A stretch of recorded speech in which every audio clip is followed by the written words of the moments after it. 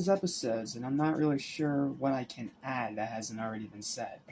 It's the introduction of the second most iconic location in the entire show, the premiere movie theater. It's Josh and Drake's first job. It's a setup episode. It has Crazy Steve and Helen. It's Drake having a power trip. What is there to really say? Well, this is going to be a short review because everything that's been said about this episode has already been said, but I'll sum up the main points and I'll try my best to do it justice. And no, this is not a 10 out of 10 episode. There are some things we gotta talk about. So, let's dive in together, shall we? What's up? What's happening? What's going on, everybody? Welcome back to Animation Station, your number one sensation brand animation, including two brothers that fight and bicker, as well as TV and movies. I'm your host, Jackson Small. Welcome back to Drake and Josh-uary. Let's talk about Season 2, Episode 3 of Drake and Josh, Movie Job. The episode where we are introduced to the premiere, Helen, Crazy Steve, and all of that. And I think there's a cameo from Gavin, but I don't know. It's like a blink and you'll miss it moment. Because he's not really a mainstay character yet. Heck, the episode literally opens with Crazy Steve quitting. So, yeah, a lot's going to happen going down the line. So, for now, the episode is mainly about Josh working at the movie theater. Showing Drake how he's able to buy stuff with his own money, which I can relate to. That is a great feeling. And Drake getting a job there to pretty much do what he does. Take over, have a power trip by doing nothing and swooning over the owner. Yeah, just Drake being Drake.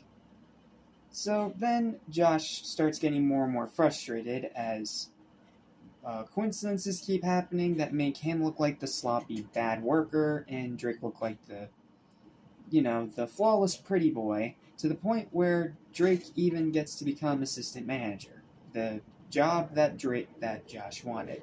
So Josh ends up ranting to a random guy that wants his popcorn, and he also rants to a plumber. And when he's not sure what to do, he asks his dad what to do. And his dad says, "Why don't you come up with an idea to help impress the boss?" Now, he himself said he never did that idea. In his own words, he did absolutely nothing. But Josh understands what he's saying and decides to give it a try. So he tries to do this contest for golden balls that'll give the moviegoers free movies for a month. That way they can sell more popcorn. Problem is, they sell no popcorn because the mob breaks out and everyone starts going right at the popcorn buckets with no mercy.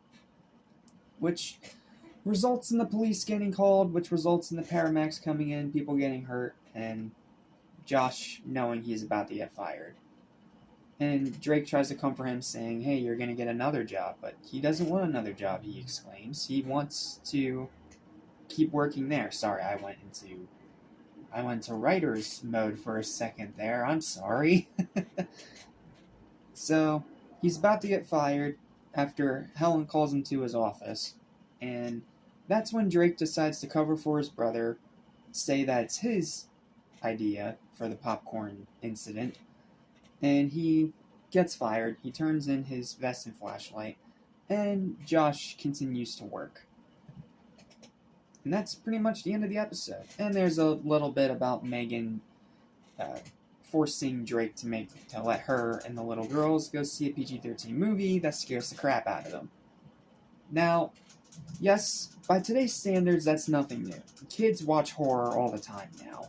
But, I mean, like, back then, in the 2000s, it wasn't as common. So, this is like a little time capsule sort of thing, where if a movie was PG-13, you could not see it until you were 13. So, I mean, unless it was a superhero movie, then you got a little bit of leeway. But my point is, this is working off the standards of back then. Back when I was a kid, I know I'm sounding like an old geezer, but just hear me out here. Back then when I was a kid, when a movie was PG-13, unless it was a superhero movie, you were not allowed to watch it until you were 13.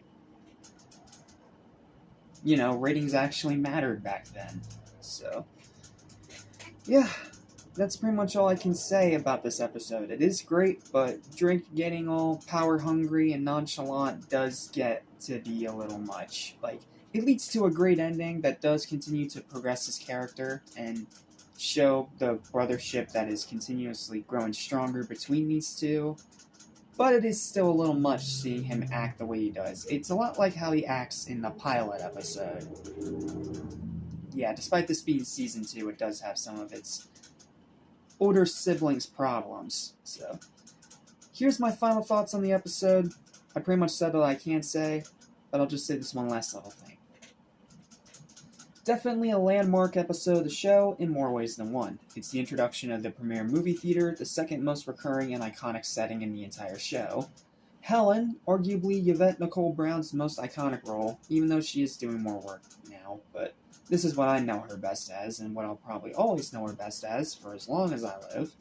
Crazy Steve, Jerry Trainor's second most well-known role, his most well-known role obviously being Spencer in iCarly. And, of course, the boys' first ever job.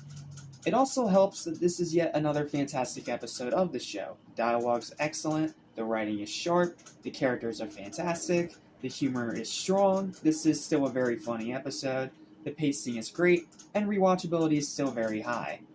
However, Drake acting so nonchalantly power abusive does get to be a bit much, even though it ends well and does show more character development. And the third act with the popcorn incident feels a little rushed because it only lasts like 5 minutes. Yeah, I'm not gonna get past that part. Overall though, this is still in my opinion an unforgettable 4.5, 5 out of 5 star experience with a side of endless laughs.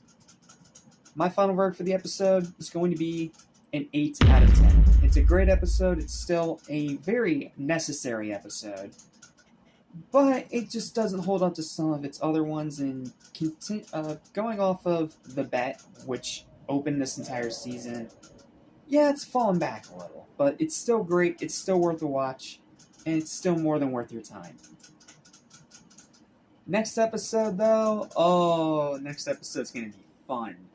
See you next time for football! Listen out to forget, so listen and you won't regret. Be true to yourself, don't miss your chance, and you won't end up like the fool who